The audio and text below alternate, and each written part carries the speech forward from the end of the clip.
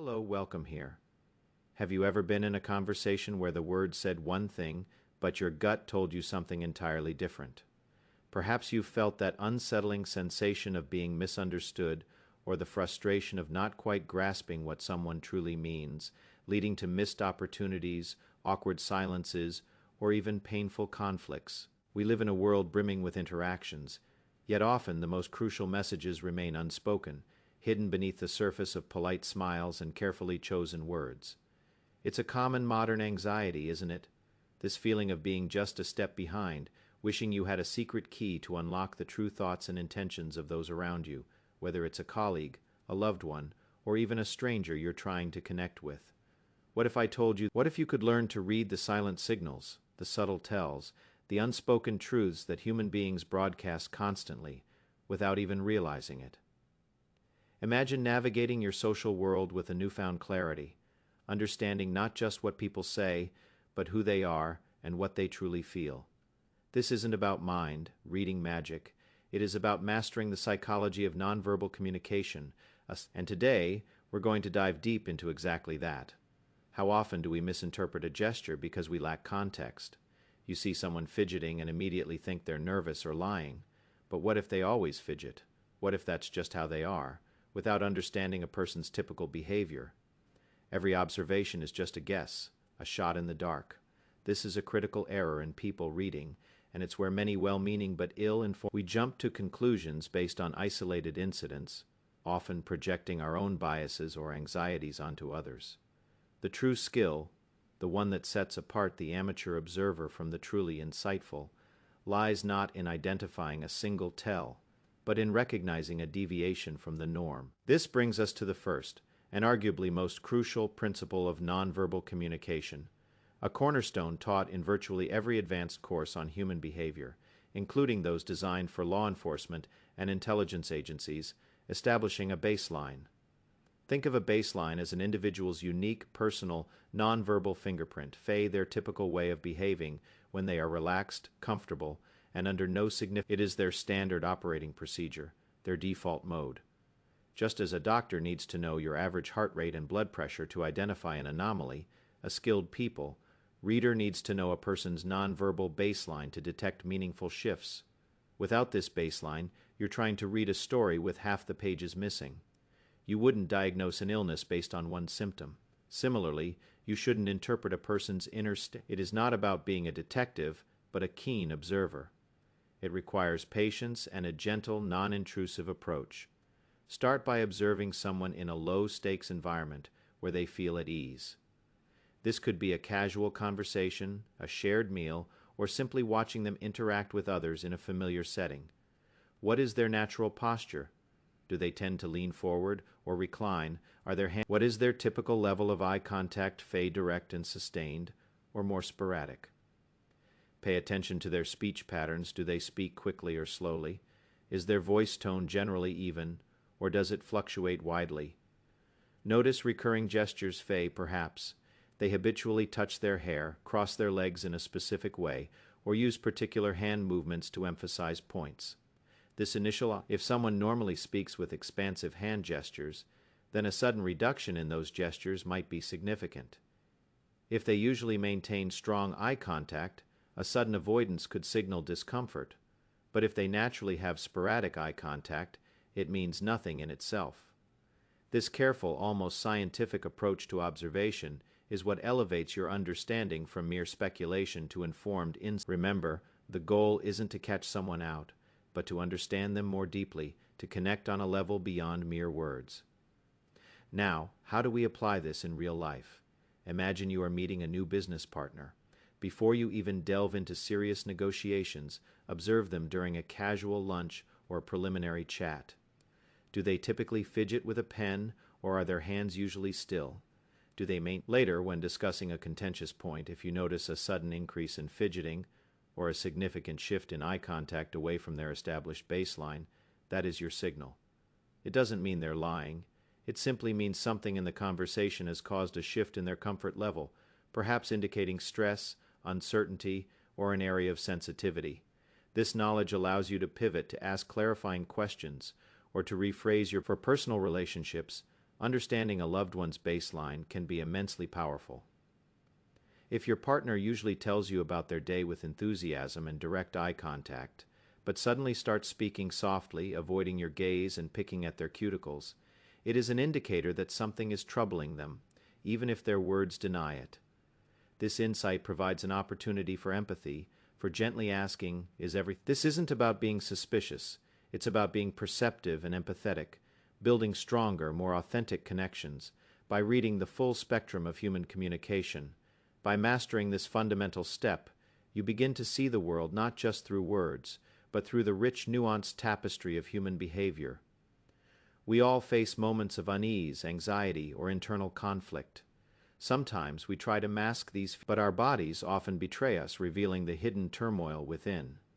Have you ever noticed someone's voice tighten when they're trying to hide bad news, or seen a friend's shoulders hunch when they're feeling overwhelmed, even if they're smiling and insisting everything is fine? These are not isolated incidents. They are part of a universal language of discomfort, a primal response mechanism that predates conscious thought. The challenge is learning to recognize these signals for what they truly are, not necessarily signs of malicious intent, but indicators of internal stress, worry, or unease. Misinterpreting these signals can lead to a lack of empathy, a failure to address underlying issues, or even a complete breakdown in communication. If we only listen to the words, we miss the profound, often more true. When an individual experiences stress, anxiety, or discomfort, their body often defaults to a set of primal, involuntary responses rooted in our evolutionary history. These are often categorized broadly as variations of fight, flight, or freeze, though in modern social contexts, they manifest as more subtle self-soothing or protective behaviors. These are the body's unconscious attempts to cope with perceived threats, whether those threats are physical dangers or the psychological pressures of a difficult conversation, a challenging question, or the fear of being judged. These signals are particularly valuable because they are often more difficult to consciously control than verbal communication. While someone can carefully craft their words, their unconscious mind is busy trying to make. Understanding these universal indicators allows you to tap into a deeper layer of human experience, providing insights into emotional states that words alone might obscure. Let's delve into some common universal indicators. One prominent category is self-soothing gestures.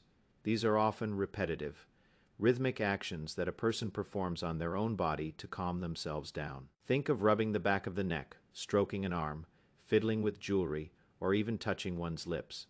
A person might smooth their clothes, run their hand through their hair, or even subtly rock their body. These aren't necessarily signs of deception, but strong indicators that the person is experiencing some level of stress or anxiety and is trying to self-regulate. Another category involves protective behaviors. The most classic example is crossing the arms or legs. While a person might cross their arms simply because they're cold, when it occurs in a context of tension or a challenging question. Especially if it is a deviation from their baseline, it often signals a closed-off, defensive, or resistant attitude. Placing objects, a purse, a folder, a coffee cup between themselves, and you can also serve as a subtle. Restless hands, tapping feet, constantly shifting weight. These can all be external manifestations of internal agitation. The body is struggling to stay still, mirroring the restless mind. Vocal changes are also crucial. A sudden change in pitch, often higher, an increase in speech rate, or the introduction of stutters, stammers, or excessive ums and ahs can all point to increased. Finally, observe ocular cues. While direct eye contact varies culturally, a sudden aversion of gaze or an increase in blink rate beyond a person's baseline can indicate discomfort. Pupils might also dilate in response to emotional arousal, whether positive or negative. The key is always to look for clusters of these behaviors, and critically, deviations from the established baseline. One gesture might be nothing.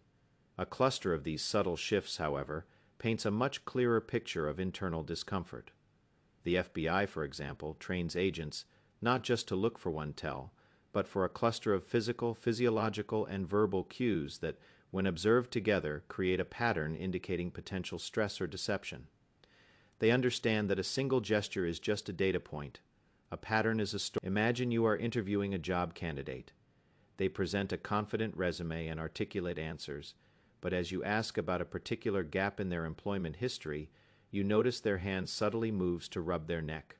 Their leg starts to bounce rapidly, and their voice takes on a slightly higher pitch. These aren't definitive proof of anything negative, but they are strong indicators of discomfort. This allows you to gently probe further, perhaps rephrasing the question or offering an opportunity for them to elaborate. It sounds like that was a challenging period. Would you like to share more about how you navigated it? Similarly, in a negotiation, if you are discussing a particular term and your counterpart suddenly crosses their arms and leans back, their body language is silently telling you, "I am resistant to that." This is your cue to pause, to acknowledge their unspoken resistance, and perhaps to reframe your offer or ask, "What are your specific concerns with this point?" In personal relationships, if your child insists they're fine after a bad day at school, but you see them picking at their clothes, avoiding eye contact, and clenching their jaw, you know there's more to the story. This allows you to approach them with empathy, and recognizing these universal signals of discomfort isn't about calling people out. It is about developing a profound sense of empathy, allowing you to respond not just to the words people say, but to the deeper, more vulnerable emotions they are silently expressing. It transforms you from a passive listener into an active, insightful participant in the human experience. Have you ever felt someone standing too close, making you instinctive, or perhaps you've been in a meeting where someone dominated the space, subtly asserting their authority without saying a word? Our interactions are not just about what we say or how we move, but also about the invisible bubbles of space we carry around us. These invisible boundaries are incredibly potent communicators, often dictating comfort levels, power dynamics, and relational intimacy. When these unspoken rules of space are violated or misunderstood, it can lead to immediate discomfort, antagonism, or a breakdown in communication. We often perceive the invasion of our personal space as an act of aggression or disrespect, even if unintentional, and conversely, a lack of appropriate proximity can signal coldness or disinterest. The problem is, most of us are unconscious of these spatial cues, operating on instinct rather than insight, missing a crucial layer of communication. This brings us to the fascinating field of proxemics, a term coined by anthropologist Edward T. Hall, which studies the human use of space and the effects that population density has on behavior, communication, and social interaction. Proxemics posits that how we use space communicates volumes about our relationships, our feelings, and our intentions. It's an unspoken language of distance. Hall identified 4 distinct zones of personal space that most people operate within, though these can vary significantly across cultures. Understanding these zones allows us to consciously interpret and utilize space as a powerful communicative tool. These zones are not just physical distances. They are psychological thresholds that evoke different emotional and social responses. Crossing these thresholds, either by moving too close or too far, sends a very strong, often unconscious message. Let's break down Hall's 4 proxemic zones. First, there is the intimate distance, ranging from actual physical contact to about 18 inches 0 to 45 centimeters. Within this space, sensory information is heightened. You can hear whispers, smell perfumes, and feel body heat. An uninvited entry into this zone is almost universally perceived as threatening or deeply uncomfortable. Think about how you'd react if a stranger suddenly stood a few inches from your face. It is a profound violation. Second, the personal distance, spanning from 1.5 to 4 feet. This is the distance for interactions with friends, acquaintances, and comfortable social gatherings. It is close enough for casual conversation, for a friendly hand on the arm, but still provides enough personal space to feel unthreatened. This is the arm's length distance, allowing for personal connection without intimacy.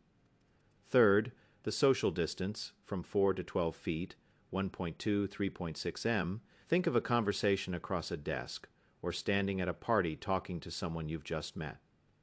Within this zone, interaction is more formal and less personal. It provides a sense of safety and allows for multiple people to join a conversation without feeling crowded. Finally, the public distance over 12 feet, 3.6 m. This is the distance for public speaking, lectures, or large group interactions. At this, it ensures that the speaker has enough space to address a crowd without making individuals feel overwhelmed. Crucially, these zones are not rigid and are heavily influenced by cultural norms. What is considered a comfortable personal distance in one culture might be an intimate distance in another. For example, some Mediterranean and Latin American cultures tend to prefer closer distances than many Northern European or Asian cultures. An FBI agent interviewing a subject will be acutely aware of how moving closer or further away can elicit different responses, or how a subject might use physical barriers, like a table to maintain their preferred distance, signaling their openness or defensiveness. They know that a person leaning in might signal engagement, while leaning away signals disinterest or discomfort. How can you apply this knowledge to enhance your in a group setting? Who stands close to whom? Who maintains distance? This can reveal unspoken alliances, power dynamics, or discomfort. If you see two colleagues always standing close and animatedly talking, it suggests a strong rapport. If one person consistently maintains a greater distance from another, it could indicate tension or a lack of trust. Secondly, consciously adjust your own use of when building rapport with someone new, start at a social distance, and gradually, almost imperceptibly, move into personal distance as comfort grows. If you want to convey authority, maintaining a slightly greater social distance can be effective. If you want to show empathy and connection, moving slightly into personal distance, after assessing their comfort level from their baseline and other nonverbal cues, can be powerful. For instance, in a job interview, maintaining a respectful social distance across a desk is usually appropriate. But during a more sensitive discussion with a direct report, moving around the table to sit beside them, breaking the formal barrier, can convey support and openness. If you notice someone subtly leaning away or shifting their body as you approach, it's a clear signal that you might be encroaching on their comfort zone. And the wise move is to... This isn't about manipulation, it is about respectful communication. It's about understanding that our bodies and the space around us are constantly communicating, and by becoming fluent in this silent language, you gain an extraordinary ability to navigate social landscapes with grace, build rapport, and foster deeper, more meaningful connections, truly understanding where people stand, both literally and figuratively. It's the most expressive part of our body, capable of conveying a vast spectrum of emotions with incredible nuance. Yet it's also the most consciously controlled. We learn from childhood to mask our true feelings, to put on a brave face, to smile when we're hurting, or to feign interest when we're bored. This creates a fundamental dilemma. How do you discern genuine emotion from a practiced performance? How do you know if that smile is truly heartfelt, or just a polite social convention? Missing these subtle facial cues can lead to profound misunderstandings, whether it's failing to see a friend's hidden sadness or misjudging the true intentions of a business counterpart. The words might say yes, but the eyes might be screaming no. If we rely solely on verbal declarations, we miss a goldmine of emotional information. This is where the groundbreaking work on microexpressions and ocular cues becomes indispensable. Microexpressions are involuntary, fleeting facial expressions that last only a fraction of a second, typically between 1 divided by 25 to 1 divided by 5 of a second, and reveal a person's true, underlying emotion before they have a chance to consciously mask it. Pioneered by psychologists Paul Ekman and Wallace V. Friesen, the study of microexpressions has been adopted by various intelligence agencies, including the FBI, as a tool for deception detection and understanding emotional states. Unlike deliberate facial displays, microexpressions are universal, hardwired responses to stimuli. Complementing these are ocular cues, the subtle messages conveyed by the eyes, the windows to the soul. Together, these facial and eye signals offer an unparalleled glimpse into a person's genuine emotional landscape, bypassing the filters of conscious thought and social convention. Let's break down the world of microexpressions. There are 7 universal emotions associated with distinct microexpressions: happiness, sadness, anger, fear, surprise, disgust, and contempt. For instance, a genuine smile, known as the Duchenne smile, involves not just the upturning of the mouth, but also the contraction of the orbicularis oculi muscle around the eyes, creating crinkling at the corners. A fake smile often only involves the mouth. A microexpression of anger might involve the eyebrows lowering and coming together, and the eyes glaring, even if for a split second. Fear might register as raised eyebrows and widened eyes, with the mouth slightly open. Disgust often shows as a wrinkled nose and a raised upper lip. The challenge with microexpressions is their fleeting nature. They require intense observation and practice to catch. However, once you train your eye, you begin to see these tiny flickers of truth. Beyond microexpressions, the eyes themselves are profound While again, cultural variations exist. In many Western cultures, sustained direct eye contact often signifies confidence, honesty, or engagement. A sudden aversion of gaze, especially when discussing a sensitive topic, can signal discomfort, shame, or an attempt to recall or fabricate information. However, it is not a definitive lie detector. Some people avoid eye contact. A person who normally maintains good eye contact, but suddenly shifts their gaze away when asked a specific question, is displaying a deviation. Then there are more subtle ocular cues. Blink rate can increase significantly when a person is under stress, experiencing cognitive load, or trying to suppress emotions. Think of someone nervously blinking rapidly. Conversely, a prolonged stare with reduced blinking. Finally, pupil dilation is a fascinating, largely unconscious cue. Our pupils widen when we are interested, aroused, or experiencing strong emotions, both positive and negative. If someone's pupils subtly widen when you present an idea, it might indicate genuine interest even if their words are neutral. Conversely, constricted pupils can sometimes indicate a more negative or guarded emotional state. The FBI, for example, trains agents to look for these rapid shifts. If a suspect denies involvement while exhibiting a micro-expression of fear or anger, or if their eyes dart away repeatedly when a specific detail is mentioned, these are significant signals to probe further. It is not about an immediate accusation, but about identifying zones of emotional leakage where more information might be hidden. How do you first practice mindful observation? Start by watching interviews on television with the sound off, trying to identify emotions from facial expressions alone. Pay attention to the subtle movements around the eyes and mouth. Over time, your brain will become better at picking up these rapid signals. Second, when engaging in important conversations, make a conscious effort to look at people's faces, not just their eyes or. If your boss praises your work, but you catch a micro-expression of contempt or disgust, lasting a split second, it signals a deeper, unresolved issue. This doesn't mean confronting them. It means being aware that there might be an underlying problem that needs to be addressed or understood.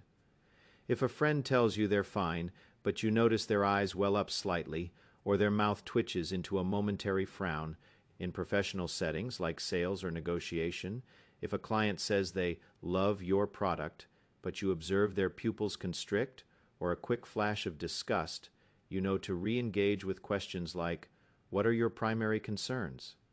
Or what aspects are you still unsure about? This allows you to address unspoken objections directly. Understanding these cues gives you a remarkable advantage, allowing you to gauge true intentions and emotions and to respond with greater empathy and precision. It empowers you to see beyond the mask, to connect with the authentic human being beneath, fostering trust and genuine understanding. It is a powerful tool, not for judgment, but for deeper insight into the complex tapestry of human emotion. Touch is perhaps our most primal form of communication, yet in modern society, it's often fraught with unspoken rules, cultural taboos, and potential misinterpretations. A handshake can feel firm and reassuring, or weak and dismissive. A pat on the back can be a sign of camaraderie, or an unwelcome intrusion. The problem lies in the subjective nature of touch. What one person perceives as a gesture of warmth, another might experience as an invasion of personal space or an assertion of dominance. When we ignore the nuances of haptic communication, we miss a profound layer of human interaction, potentially creating awkwardness, offense, or failing to establish the very connection we seek. Our bodies are constantly sending, and haptic communication refers to the nonverbal messages we convey through physical contact.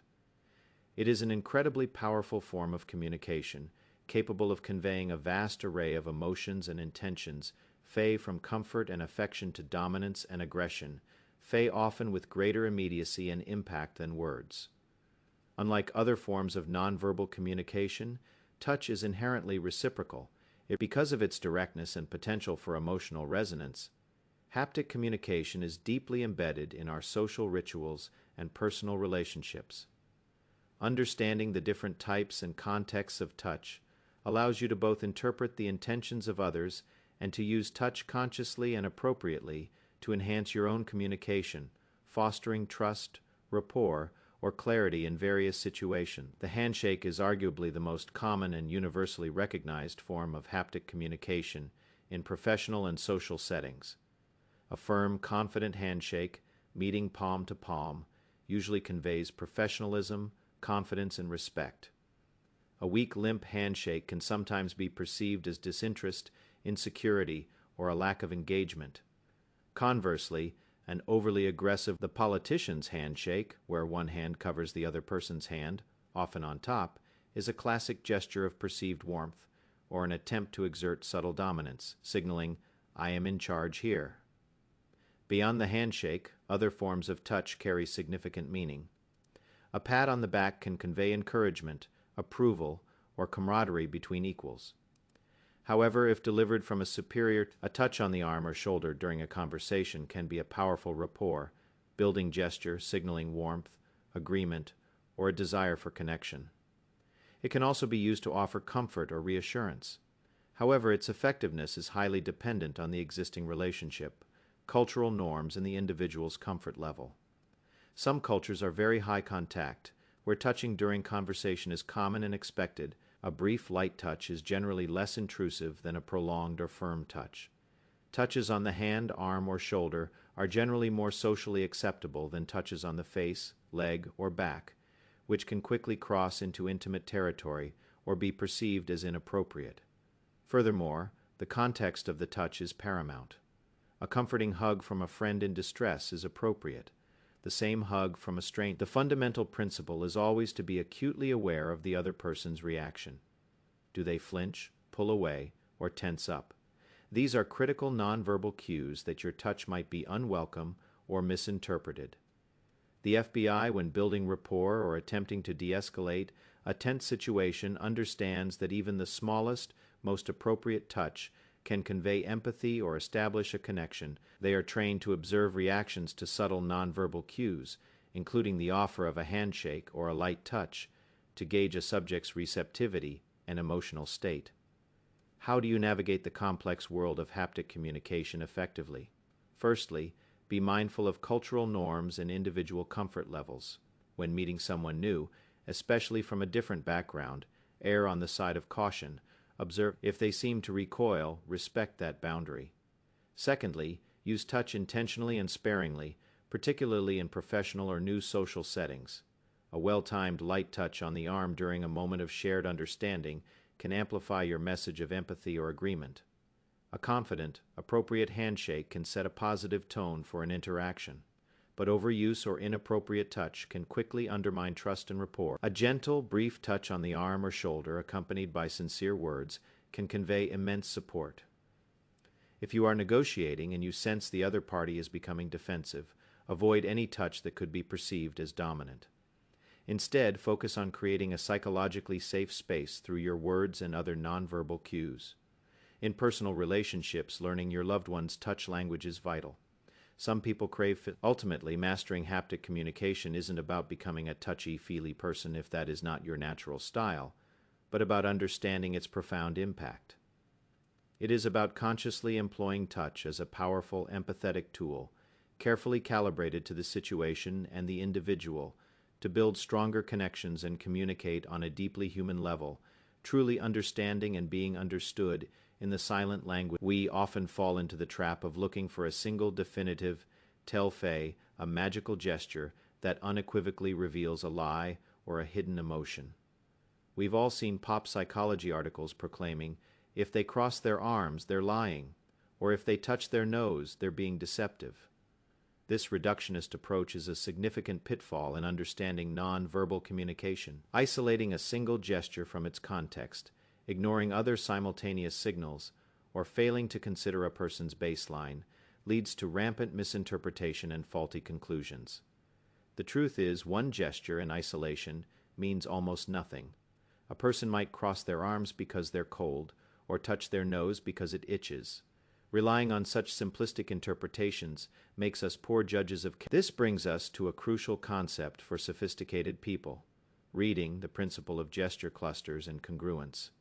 Instead of fixating on individual gestures, effective nonverbal analysis requires observing groups of gestures that occur together and assessing the congruence or lack thereof between these nonverbal signals and the spoken words. A gesture cluster is a collection of two or more nonverbal cues that appear simultaneously and, when interpreted together, provide a more reliable insight into a person's emotional state or intentions. Congruence, on the other hand, refers to the harmony and consistency between a person's verbal message and their nonverbal signals. When words, tone, and body language all align, the message is perceived. When they diverge, a red flag is raised, indicating potential discomfort, deception, or internal conflict.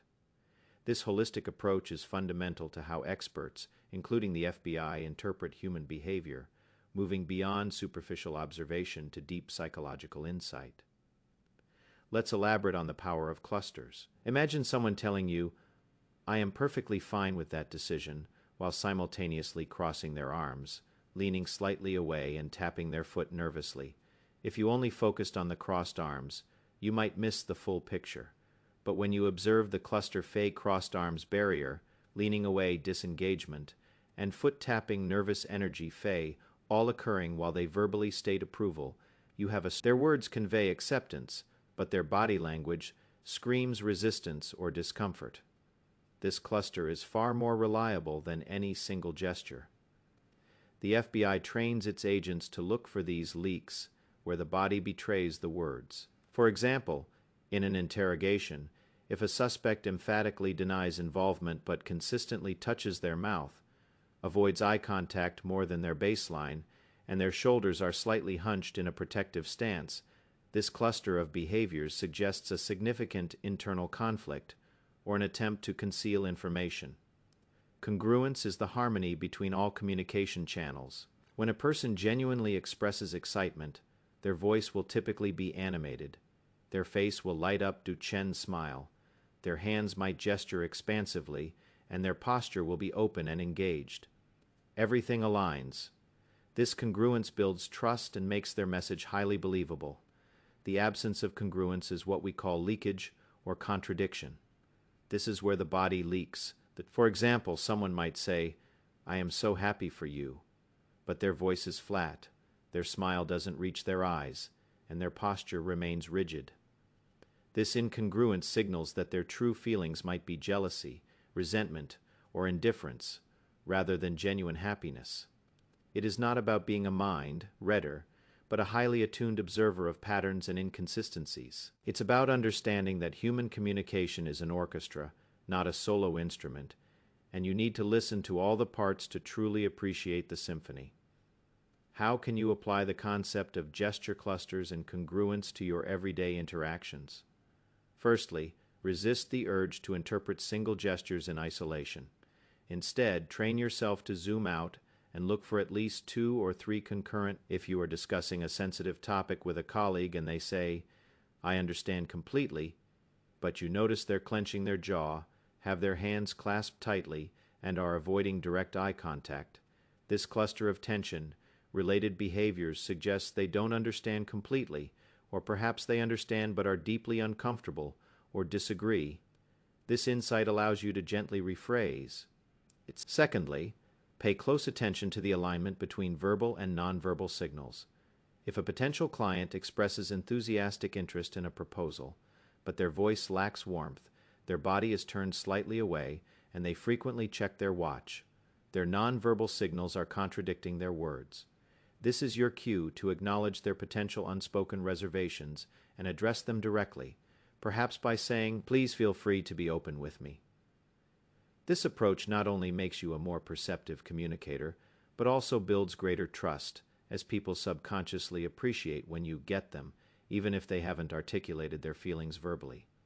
By embracing the power of gesture clusters and seeking congruence, you elevate your people, reading skills from simple observation to profound insight, gaining a far more accurate. It allows you to decode the deeper narrative that unfolds beyond words, making you a truly masterful communicator and interpreter of human nature.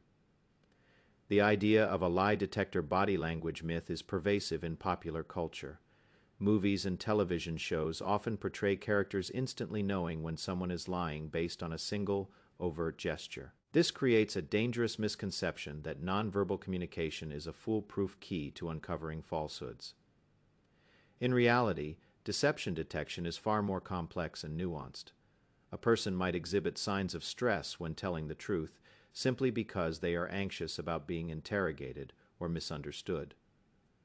Conversely, a seasoned liar can often maintain a calm demeanor, or even the problem is believing that specific gestures are proof of lying rather than indicators of stress or incongruence, which might be associated with deception. Misattributing stress to deception can lead to false accusations, broken trust, and a fundamental misunderstanding of human behavior. This brings us to how the FBI and other intelligence agencies approach deception detection, not as a simple checklist of lie tells, but as a sophisticated process of observing deviations from a person's baseline, identifying clusters of incongruent behaviors, and recognizing increased cognitive load or emotional discomfort that may accompany deception. The core principle is that nonverbal cues don't directly tell you if someone is lying, but they tell you when someone is under significant stress or experiencing emotional conflict while communicating. Deception is cognitively demanding. It requires suppressing the truth, fabricating a consistent alternative story, and managing one's own emotional state. This increased cognitive and emotional load often leaks out through nonverbal channels, making the person deviate from their natural baseline.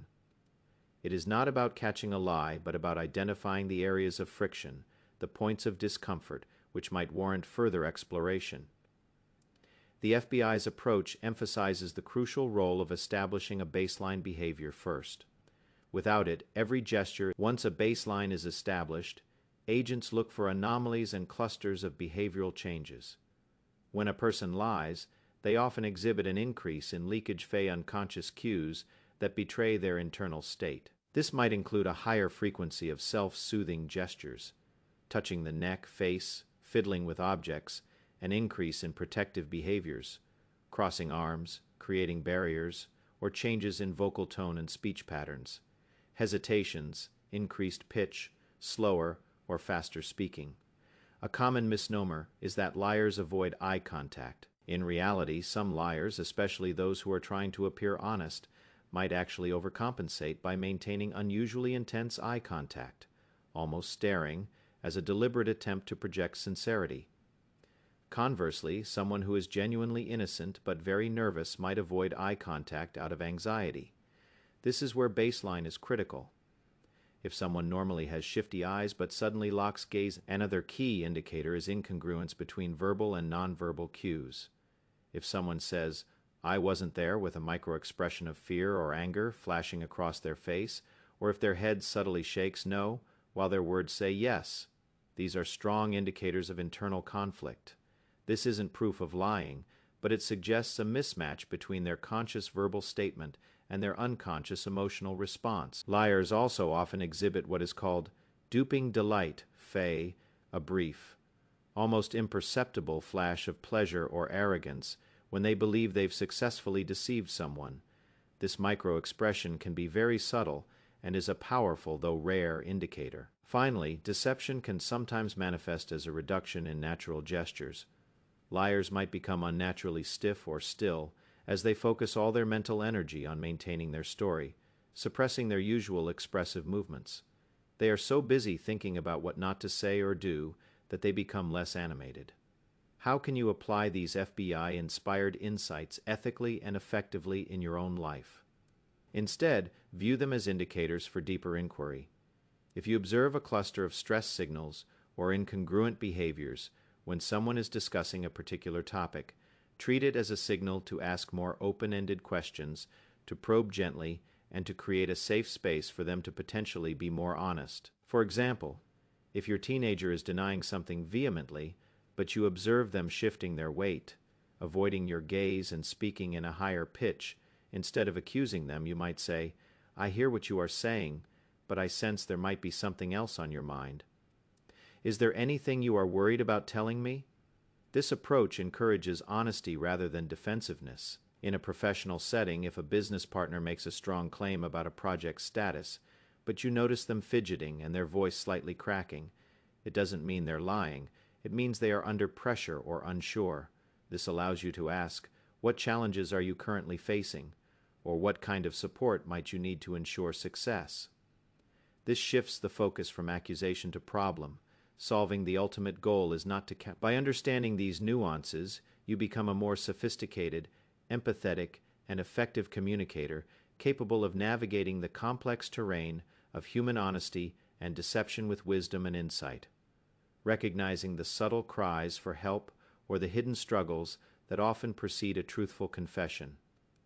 It is about being discerning, not judgmental, and using your awareness to build stronger, possessing the ability to read people, to understand their unspoken thoughts and emotions, is a powerful skill. But like any powerful tool, it comes with a significant responsibility. The danger lies in misusing this knowledge, becoming overly cynical, using insights for manipulation, or reducing complex human beings to a collection of tells. If we approach people, reading with a predatory mindset, constantly looking for flaws or inconsistencies, we risk alienating others, eroding trust, and ultimately becoming isolated. The purpose of understanding nonverbal communication is not to become a human lie detector or a social puppeteer. It is to foster deeper empathy, improve communication, and build more authentic relationships. The true problem arises when we lose sight of this ethical compass, turning a tool for connection into a weapon of suspicion. This final, crucial viewpoint centers on the ethical application of nonverbal insight and the cultivation of self-awareness. True mastery of people reading isn't just about decoding others.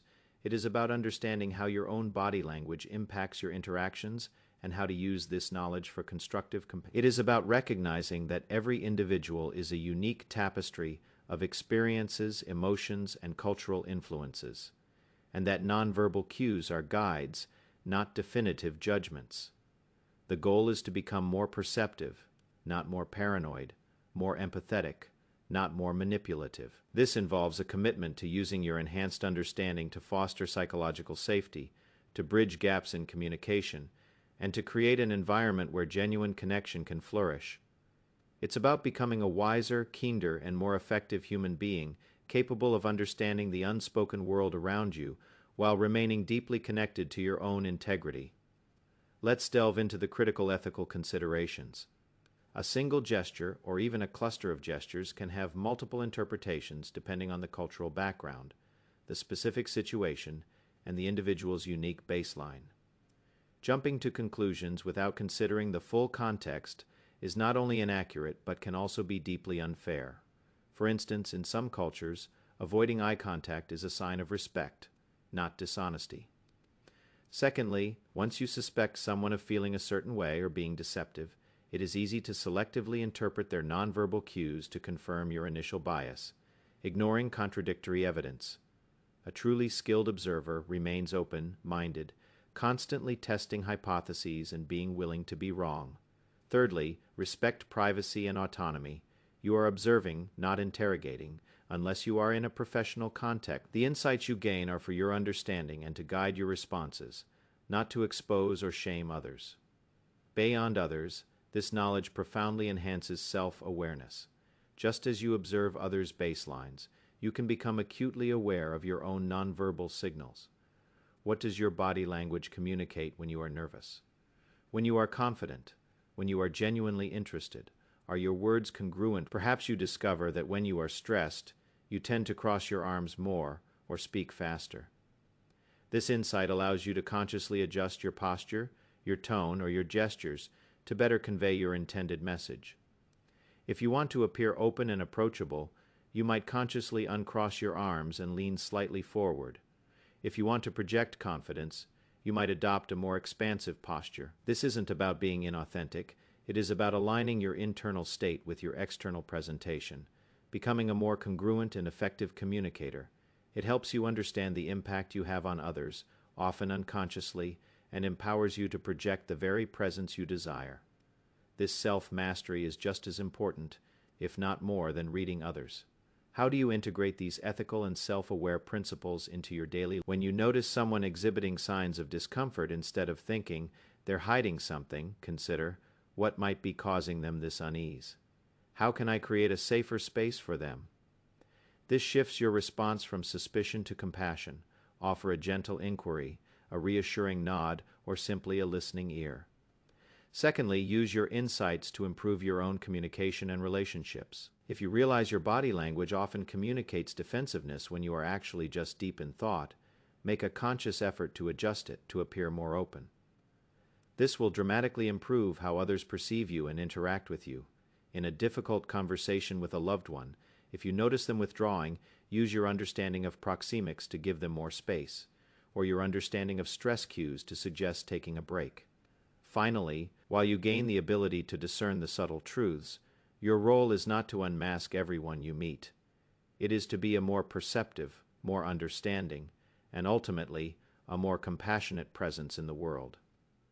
By integrating these profound insights with a strong ethical framework, you transform the ability to read people from a mere technique into a true wisdom. You become not just an observer, but a facilitator of deeper connection, a builder of stronger bridges between hearts and minds.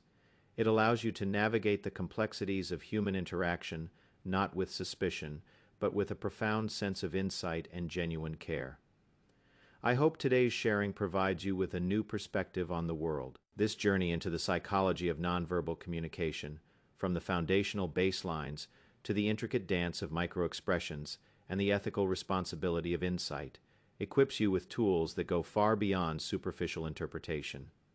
It empowers you to see the unspoken narratives that shape our daily lives, transforming every interaction into an opportunity for deeper understanding and richer connection. If you found this discussion insightful, if it sparked an aha moment for you, please take a moment to like this video.